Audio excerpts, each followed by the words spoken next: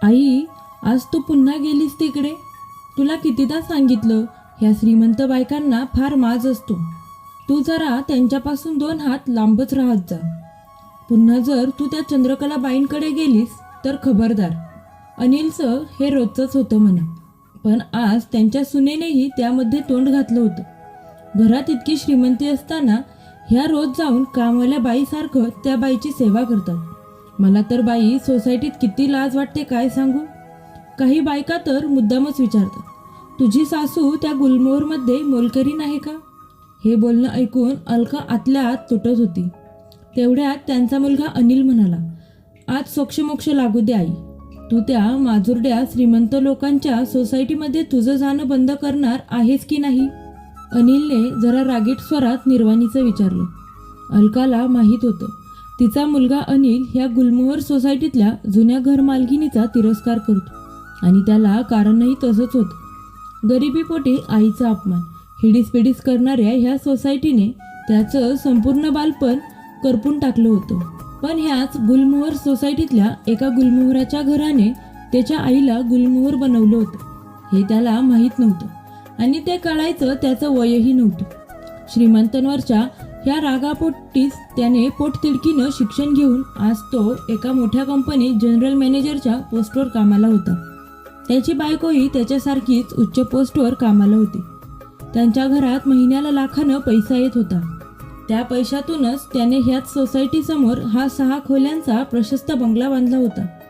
त्यांच्या या बंगल्यामध्ये डोळ्याचं पारणं फेडणाऱ्या सर्व प्रकारच्या सुखसोयी होत्या. प्रत्येक कामासाठी घरात नोकर-चाकर होते. रस्त्याने प्रत्येक येणारा जाणारा व्यक्ती क्षणभर का होईना आपली नजर त्या बंगल्यावर फिरवूनच पुढे जात असे. आईच्या कष्टाची जाण असणारा अनिल त्याच्या आईला तर घरातील काडीलाही हात लावू देत नव्हता. त्याची बायको निकिताही सासूबाईंचं मन राखून राहत होती. ज्या सोसायटीत एकेकाळी त्याची आई धुनी भांडी करत होती, त्या सोसायटीत आज त्याच्या आईला मानानं आग्रहानं बोलावलं जाईल. काही वर्षांपूर्वी त्यांना हिडीसपिडीस करणाऱ्या ह्या बायका जेव्हा त्याच्या आईला असा मान देतात तेव्हा अनिलला स्वतःचा फार अभिमान वाटतो. पण गेल्या 3-4 महिन्यांपासून घरातलं वातावरण जरा बिनसलं होतं. त्याला कारण होत्या ह्याच सोसायटीतल्या आईच्या जुन्या मालकीनबाई चंद्रकलाबाई. भरजरी वस्त्रांत नटलेली आणि दागिन्यांत सजलेली त्याची आई चंद्रकलाबाईंच्या घरी जाऊन चक्क त्यांचं मोलकरणीसारखं सगळं काम करायची. ती रोज एक नवीन आणि आरोग्यवर्धक पदार्थ बनवून हौसेनं त्यांना भरवायची. आजही अलकाने साबुदाण्याची मऊसूत गोड खीर बनवून तो नक्षीदार वाडगा घेऊन ती चंद्रकलाबाईंच्या फ्लॅटकडे निघाली होती. आणि हेच पाहून हट्टाला पेटल्यासारखा अनिल आडवा आला होता. एरवी समंजसपणे वागणारी सूनही आज चक्क त्यांच्या विरोधात जाऊन बोलायला लागली होती. हा सगळा ताण सहन न होऊन अलका ओरडली, बस कर रे अनिल. हो, मी आजही मोलकरीणच आहे, पण फक्त चंद्रकलाबाईंची. परंतु बाईंनाही त्यांच्या घरी माझं असं मोलकरणीसारखं राबणं आवडत नाही. पण मी स्वेच्छेने हे पद स्वीकारलं आहे. का ते तुला इतक्या दिवसांमध्ये सांगून कळणार नव्हतं, म्हणून मी कधी तुझ्यासमोर माझ्या मनातलं व्यक्त केलं नाही. परंतु मला वाटतं आता हीच योग्य वेळ आहे तुला भूतकाळातलं सगळं काही सांगायची. त्यापुढे निकिताला म्हणाल्या, आणि हो सुनबाई, तूही कान देऊन नीट ऐक. असं म्हणून अलकाने सगळं सांगायला सुरुवात केली. अख्खा भूतकाळ एका व्यथेची गाथा होऊन तिच्यापुढे उभा राहिला. अलका आणि संपतराव गावाकडून शहरात काम मिळेल या आशेने शहराकडे पोट भरण्यासाठी स्थलांतरित झालेलं एक गरीब जोडपं. शहरातल्याच झोपडपट्टीत इतर अनेकांसारखं त्यांचं जगणं सुरू झालं. संपत एका छोट्या फॅक्टरीत हेल्पर म्हणून कामाला जाऊ लागला आणि अलकानेही त्यांच्या झोपडपट्टीतील आजूबाजूच्या बायकांच्या ओळखीनं मोठमोठ्या सोसायट्यांमध्ये धुण्या भांड्याचं काम मिळवलं. ती ज्या सोसायटीत काम करत होती त्या सोसायटीचं नाव होतं गुलमोहर. गुलमोहरासारखीच श्रीमंत आणि उच्चभ्रू सोसायटी. श्रीमंतीचा तोरा मिरवणाऱ्या अनेक मोठ्या फॅमिली या गुलमोहर सोसायटीत रुबाबात राहत होत्या. पण स्वच्छ, चटपटीत आणि कामापुरतंच काम ठेवणारी मितभाषी अलका थोड्याच दिवसांमध्ये सोसायटीत सगळ्यांची आवडती होऊन गेली. चापून चोपून साधी पण हलकी काठ असलेली 6वार साडी, कपाळावर मोठी लाल टिकली, गळ्यात काळ्या मण्यांची 2 पदरी पोत आणि त्यात मध्यभागी 2 अगदी छोट्या सोन्याच्या वाट्या असणारं मंगळसूत्र, लांबलचक केसांचा घट्ट आंबाडा, गव्हाळ शेलाटा बांधा आणि काळेभोर मायाळू डोळे असणारी अलका संपतचीही खूप लाडकी होती. दोघांचं एकमेकांवर अफाट प्रेम होतं. वर्षभरातच त्यांच्या सुखात अनिलच्या येण्यानं आनंदाचं चांदणं पसरलं. बघता बघता अनिल 4 वर्षांचा झाला. तो 2-2.5 महिन्यांचा झाल्यापासून त्याला शेजारच्या आजीकडे ठेवून अलका कामाला जायची. पण घार हिंडे आकाशी, चित्त तिचे पिल्लापाशी अशी तिची अवस्था व्हायची. संपत तर बाळाचे किती लाड करायचा. ओढाताण असायची, पण आहे त्यात समाधान मानणारे हे नवरा बायको त्यामुळे सुखी होते. पण म्हणतात ना, काही वेळा नियती एखाद्याची खूप परीक्षा घेते. अगदी तसंच झालं. एक दिवस कंपनीत साहित्य टेम्पोत चढवत असताना कसा कोण जाणे, पण संपतचा तोल गेला आणि तो एकदम साहित्य अंगावर घेऊन पडला. दवाखान्यात नेईपर्यंत सगळं संपलं होतं. त्याचा निष्प्राण देह पाहून अलकाने फोडलेला हंबरडा त्या ठिकाणी उपस्थित असलेल्या प्रत्येकाचे काळीज पिळवटून टाकत होता. सैरभैर झाल्यासारखी ती आक्रोश करत होती, माती चावत होती. आसपासच्या बायकांनी तिला सावरलं. लेकराकडे तरी बघ असं म्हणत छोट्या अनिलला तिच्याजवळ दिलं. अनिलकडं पाहताच तिला थोडं भान आलं. या पोरासाठी तिला जगणं गरजेचं होतं. सुहासचा जीव की प्राण होतं हे लेकरू. त्याला शिकवायचं, खूप मोठं करायचं हे त्याचं स्वप्न होतं आणि तोच आता स्वप्नात येण्यासाठी निघून गेला होता.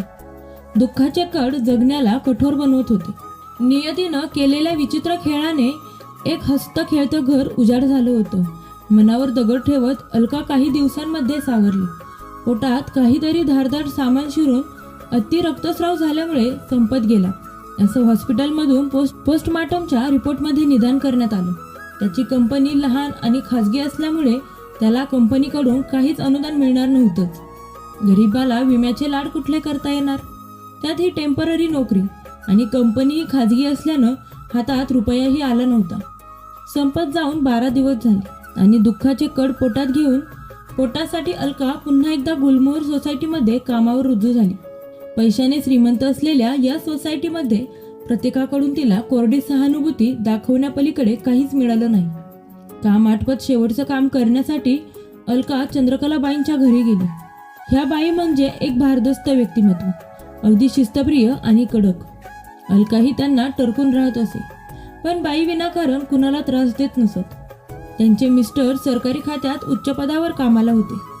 मुलगा ऑस्ट्रेलियात आणि मुलगी सासरी दूर पेरू देशात राहत होते. हे दोघेच पती पत्नी इकडे भारतात गुलमोहर सोसायटीत राहत होते. सामाजिक कार्याची आवड असणाऱ्या बाई आणि त्यांना पाठिंबा देणारे त्यांचे साहेब. ते दोघेही वयाने वयस्कर असले तरीही त्यांची जोडी अगदी मेड फॉर ईच अदर होती. आतापर्यंत कामास काम आणि बोलणं ठेवणाऱ्या चंद्रकलाबाईंना मोकळा गळा, मोकळं कपाळ घेऊन आणि 10-12 दिवसातच रया गेलेली अलका पाहून भडभडून आलं. त्यांच्या लेकीच्याच वयाची ती होती. त्यांनी काही न बोलता चहाचा कप अलकाच्या हातात दिला आणि त्यांनी मायेने तिच्या पाठीवर थोपटलं. बस, ह्या एका साध्या कृतीनंही अलकाला जाणवलं कुणीतरी आहे आपल्या वेदना जाणणारं. हळूहळू दुःख मागे पडत गेलं. अलका तिच्या धुण्या भांड्याच्या कामात रुळून गेली. अनिल आता शाळेत जाऊ लागला होता. नाही म्हटलं तरी खर्च वाढतच होता. ह्या महागाईच्या दिवसात दिवसेंदिवस प्रत्येकाचं जगणं कठीण होत होतं आणि अशातच एक दिवस अलकावर आभाळ कोसळणारी घटना घडली. दान पाय आपटत आणि तोंडाचा पट्टा चालवत दमयंतीने अलकाला तिच्या फ्लॅटबाहेर ढकललं आणि ती ओरडली, नवरा नाही म्हणून असले धंदे करते. माझ्याच घरात शेण खायला तुला लाज वाटली नाही का? पुन्हा ह्या सोसायटीत पाय टाकलास तर याद राख. दमयंतीच्या ह्या अखंड तांडवानं अख्खी सोसायटी तिच्या फ्लॅटसमोर जमा झाली होती. प्रत्येकजण काय झालं असं एकमेकांना विचारू लागला. तसं दमयंती जोरात ओरडली, अहो ही बाई चक्क धंदा करते. माझ्या मिस्टरांनी हिला 2-3दा नको त्या व्यक्तींसोबत फिरताना पाहिले, म्हणूनही त्यांनाही शी सांगवत नाही. इथं आपल्यासमोर अगदी स्वज्वल म्हणून मिरवत असते आणि पाठीमागे असले घाणेरडे धंदे करते. हिला आजपासून कुणीही आपल्या सोसायटीमध्ये कामावर ठेवायचं नाही. असं सांगून दमयंतीने अलकाला बाहेर काढलं. रडून बेकून हात जोडणाऱ्या हतबल अभागी स्त्रीला त्या श्रीमंतांच्या सोसायटीमधील कोणत्याही स्त्रीनं आधार दिला नाही. आतापर्यंत निष्कलंक असणारी एक स्त्री आज एका क्षणात कुलट ठरली होती. तोंडात पदराचा बोळा घेऊन चेहरा लपवत निघालेली अलका नुकत्याच बाहेरून येणाऱ्या चंद्रकलाबाईंना धडकली. त्यांच्या हातातल्या पिशव्या खाली पडल्या. अगं जरा बघून चाल की, असं म्हणत तिच्याकडे त्या पाहतात, तोच चुकलं हो बाईसाहेब, म्हणत अलका भरभर साहित्य गोळा करून त्यांच्या हातात देऊ लागली. तिच्या ह्या बांभावलेल्या घाबरलेल्या गालावर बोटांचे ठसे उठलेल्या बेहाल अवस्थेला पाहून चंद्रकलाबाईंनी तिचा हात धरला आणि त्या म्हणाल्या, अलका तू? आणि हे काय झालंय तुला? आतापर्यंत सगळ्यांनी लाथाडून तिच्यावर प्रत्येकाच्या घाणेरड्या पद्धतीने फिरलेल्या नजरांनी घायाळ झालेली अलका त्यांच्या या एका वाक्यानेच कोसळली आणि गदगदून रडू लागली. चंद्रकलाबाई तिला सरळ आपल्या फ्लॅटवर घेऊन आल्या. काय कसं झालं ते सगळं त्यांनी अलकाकडून ऐकलं. त्या शांतपणे म्हणाल्या, तो उद्या सोसायटीत कामाला येईल. कुणी नाही घेतलं तर मी तुला कामावर ठेवीन. पण दमयंती मॅडम, त्या मला कच्ची फाडून खातील. ती घाबरून म्हणाली, तिचं मी पाहून घेईन, पण तू कामावर यायचं बंद करू नको. चंद्रकलाबाईंनी तिला धीर दिला. हृदयात वेदनेचा अंगार लपवत अलका दुसऱ्या दिवशी गुलमोहर सोसायटीची पायरी चढली. गरीबाला 2 वेळेला पोट भरण्यासाठी पैशांची गरज असते आणि गरजेला लाज नसते हेच खरं. तिनं नेहमीच्या घरांची बेल दाबली, पण तिला पाहता सगळ्यांनी आम्हाला तुझी गरज नाही असं म्हणून तिच्या तोंडावर फटाफट दरवाजे बंद केले. पण चंद्रकलाबाईंनी तिला त्यांच्या घरचं काम करू दिलं. ही बातमी सोसायटीभर पसरली. 10-15 दिवस झाले तरी अलका सोसायटीत येतच होती.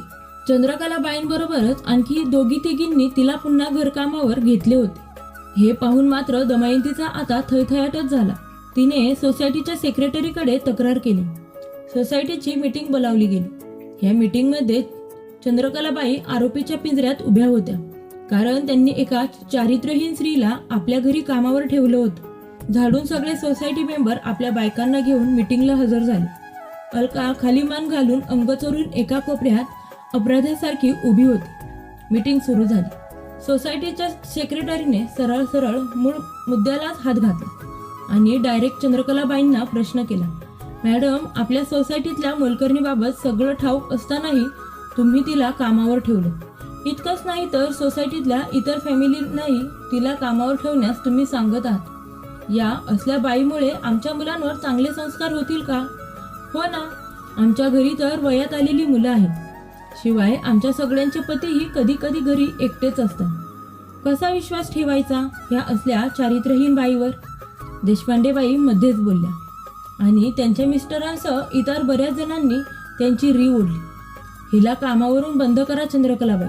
आतापर्यंत आम्ही हिला सोज्वळ म्हणत होतो, परंतु हिचा नवरा गेल्यापासून ही पूर्णपणे बदललीच आहे. अहो, आपण हिला विधवा बेसहारा म्हणून काम देतो, परंतु ही तर चक्क धंदा करते म्हणे. मध्येच दमयंती धुसफुसली तशा चंद्रकलाबाई ओरडली, थांब दमयंती, थोडा वेळ तू तुझं तोंड बंद ठेव. एखाद्यावर आरोप लावण्याआधी कोणत्याही माणसाने 10 वेळा विचार करावा. गेली 6 वर्ष ही आपल्याकडे काम करते आहे. आतापर्यंत तिची कोणती तक्रार होती? 6 महिन्यांपूर्वी तिचा नवरा वारला. एक छोटं लेकरू घेऊन खाली मान घालून आपलं काम करत जगते ती. म्हणून काय तिने असं? मध्येच बोलणाऱ्या दमयंतीच्या मिस्टरांना थांबवत चंद्रकलाबाई म्हणाल्या, माझं पूर्ण होऊ द्या मिस्टर विनोद. असं अचानक काय झालं की तुम्हाला अलका धंदा करते याचा शोध लागला? जरा आम्हाला सांगाल का? मी पाहिलंय अलकाला एका माणसाबरोबर फिरताना. हे याआधीही माझ्या लक्षात आलं होतं. तिचा लहान मुलगा आहे म्हणून मी तिच्याकडे दुर्लक्ष केले आणि आमच्या घरात काम करू दिले. परंतु ही बाईच मुळात निर्लज्ज आहे. नवरा जाऊन 6 महिने झाले नाही आणि अहो, ही चक्क दमयंती घरी नसताना मलाही खानाखुना करते, घाणेरडे हावभाव करते. नाही हो साहेब, मी कधीच असे केलं नाही. मी नाही हो तसली बाई. कसं पटवून देऊ तुम्हाला? तेवढ्यात अलका कळवळली. तसं देशपांडेबाई पुन्हा रागीट स्वरात तिरस्काराने म्हणाल्या, गप ग तू. तुझ्यासारख्या खाली मान घालणाऱ्यांच्याच अंगात खूप खेळ असतात. खरं म्हणजे देशपांडेबाईंचा खरा राग चंद्रकलाबाईंवर होता, कारण नेहमी टिपटॉप राहणाऱ्या हसतमुख आणि इम्प्रेसिव्ह चंद्रकलाबाईंचा त्यांना हेवा वाटे. आता त्यांना अलकाला त्यांनी कामाला ठेवल्याचं आयतं खोलीत मिळालं होतं. माझेही मिस्टर बऱ्याचदा एकटेच घरी असतात, परंतु त्यांनी कधी अलकाबद्दल असला घाणेरडा अनुभव आला नाही. चंद्रकलाबाई पुढे म्हणाल्या. तेवढ्यात सौ कुलकर्णी कुजबुजल्या, तुमचं ध्यान शामळू आणि बायकोच्या ताटाखालचं मांजर आणि हास्याची खसखस पिकली. तशा आवाज चढवून चंद्रकलाबाई म्हणाल्या, माझे मिस्टर शामळू नाहीत, तर स्त्रीचा आदर कसा करावा हे जाणतात ते. कुलकर्णी ताई, ह्यांना विचारा जरा. तुमच्या मिस्टरांनी ऑफिसमध्ये केलेली अफरातफर त्यांना नक्कीच तुरुंगात घेऊन गेली असती. ती भानगड माझ्या शामळू मिस्टरांनीच हाताळली होती बरं का. तसे मिस्टर कुलकर्णी त्यांच्या बायकोवर खेकसले. तुला कुठं काय बोलावं हेच कळत नाही. आता काही वेळ तुझं तोंड बंद ठेव. चर्चेला भांडणाचं रूप येणार असा रंग दिसताच मध्येच कोणीतरी म्हणाले, आपापसात वाद घालत बसण्यापेक्षा अलकाला आपल्या सोसायटीमधून कामावरून काढून टाका, म्हणजे सगळा प्रश्नच मिटेल. तशा चंद्रकलाबाई कडाडल्या आणि मोठ्या आवाजात म्हणाल्या, ते कदापि होणार नाही. सत्य काय आहे हे मी तुम्हाला सांगते. मिस्टर विनोद, तुम्ही अलकाचा विनयभंग केला आहे हे मान्य करा. गेल्या महिन्यात गुरुवारी तुम्ही ऑफिसमधून दुपारीच घरी आला होता, कारण तुम्हाला माहीत होतं अलका तुमच्याकडे दुपारनंतर येत आणि त्या दिवशी दमयंती मुलांना घेऊन तिच्या आईकडे गेली होती. तुम्ही तुमच्या फ्लॅटमध्ये शिरलात आणि अलकाबरोबर चुकीचं वर्तन करण्याचा प्रयत्न केला. त्याच वेळी अलकाने तुम्हाला बाजूला ढकललं आणि ओरडली. मी हे सगळ्या सोसायटीला ओरडून सांगेन. तुम्ही घाबरलात, तिची माफी मागितली. अलकानेही एक संसार तुटायला नको म्हणून मोठ्या मनानं तुम्हाला माफ केलं. पण त्यानंतर दमयंती घरी असतानाच ती कामावर येऊ लागली. तुमच्याकडे ती डोकूनही पाहत नव्हती. चुकून लक्ष गेलं तर ती तिरस्कारानं मान फिरवत असते. तिला बिचारीला माहीतच नव्हतं की माफी मागून तुम्ही स्वतःला वाचवलं होतं. पण तुमच्यातलं भुकेलेलं जनावर अजूनही तसंच होतं.